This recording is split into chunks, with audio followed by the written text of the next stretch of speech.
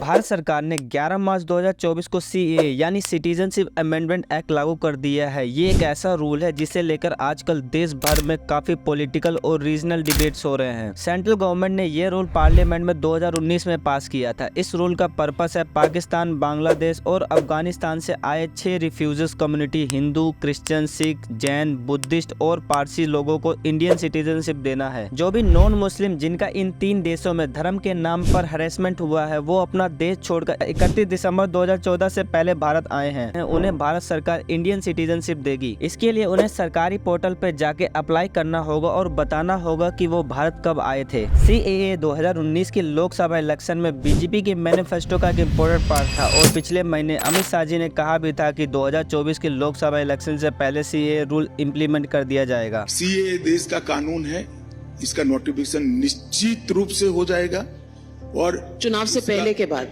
पहले ही होगा। चुनाव के पहले ही सीएए को अमल में आना है, इसमें किसी को कंफ्यूजन रखना नहीं है।